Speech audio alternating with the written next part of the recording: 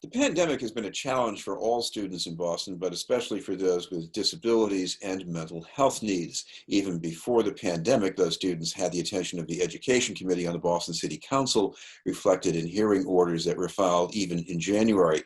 To tell us what has happened since is the committee chair and Councilor at Large, Annissa Essaibi-George. Thank you very much for being with us, Councilor. Oh, thank you, Chris. It's my pleasure. I'm coming to you from home, as many and too many families are reporting from home today. Well, I'm anchoring from home, even though I'm trying to make it look otherwise. I want to ask you about these students with disabilities. I know you filed these orders back in January because you felt they probably weren't getting what they needed even at that point. But what about now with all remote learning? And these are students who need inclusion, they need in-person attention. And what about these students?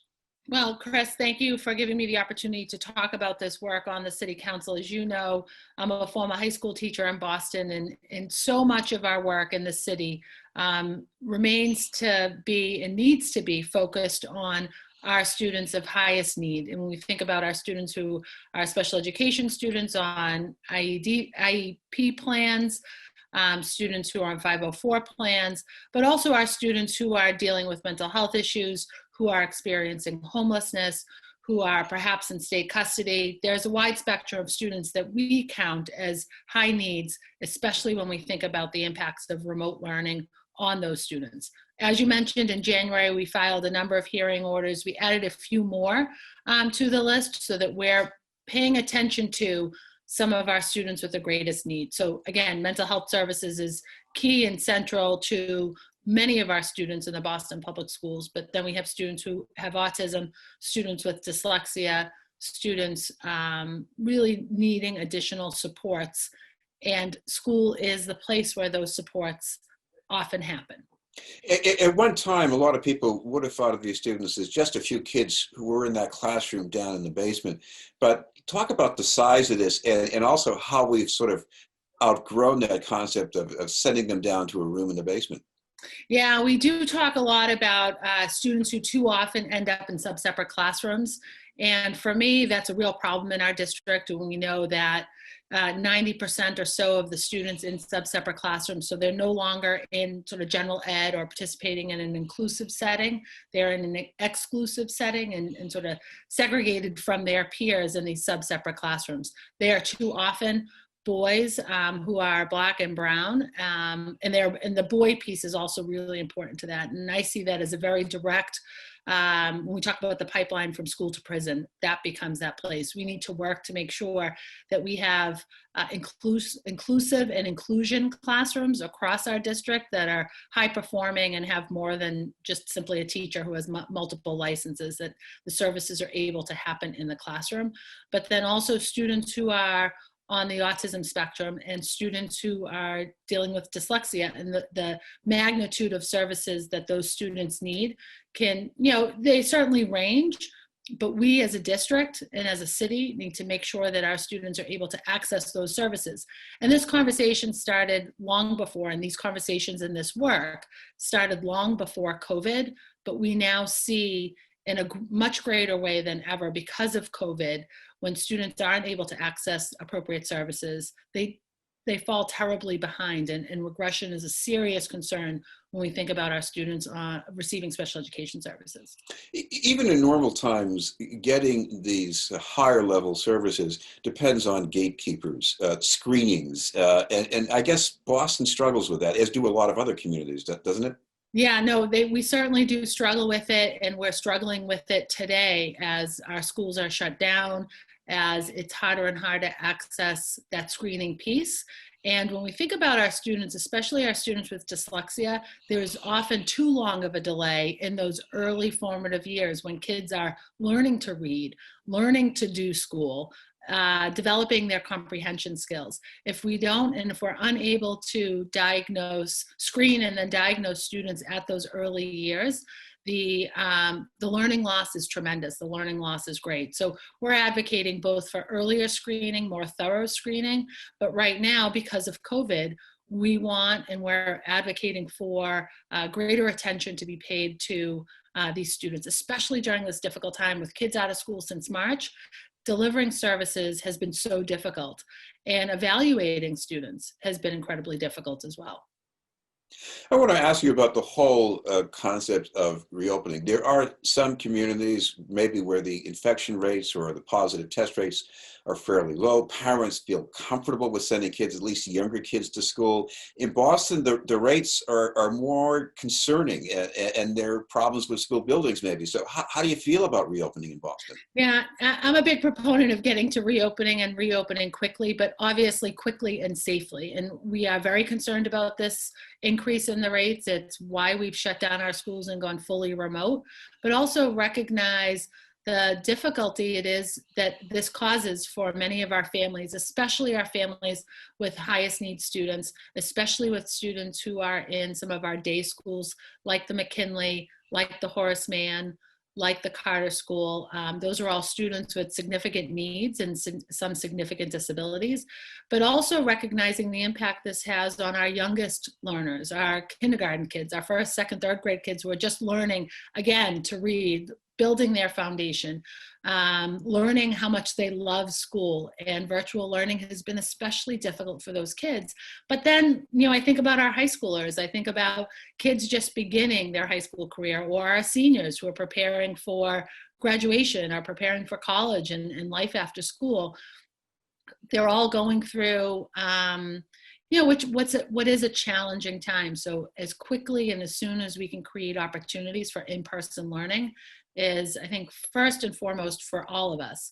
But I'm especially concerned that we're not there yet. I want to ask you about another issue you were working on before the pandemic, and that's family homelessness. Now that we have an eviction and foreclosure moratorium that has just come to an end, what about those families? Yeah, no, what about those families is right. We've got a tremendous, there's a tremendous deal of concern. Really, I'm worried about our families across our city who are housing unstable. And then we think about, and I think about almost every day, our 5,000 students in the Boston Public Schools who are experiencing homelessness. I'm happy to report that we are very close in the coming weeks to passing an ordinance that would form a special commission to end family homelessness here in the city of Boston.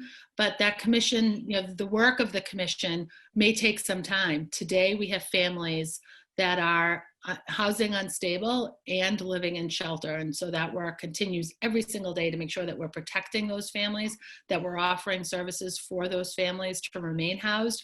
Through the Mayor's Office of Housing Stability, there's been an increase in funding to support families and support our residents across the city. So if you are experiencing housing instability, if you are unable to pay your rent, please reach out to 311 and we'll connect you. 311 will connect you to the Office of Housing Stability. What about substance use problems, especially what we see of that around Mass Avenue and Cass Boulevard? We're going into a different season now. Mm-hmm. More of that's going to be moving indoors, but I guess that also poses new kinds of risks too.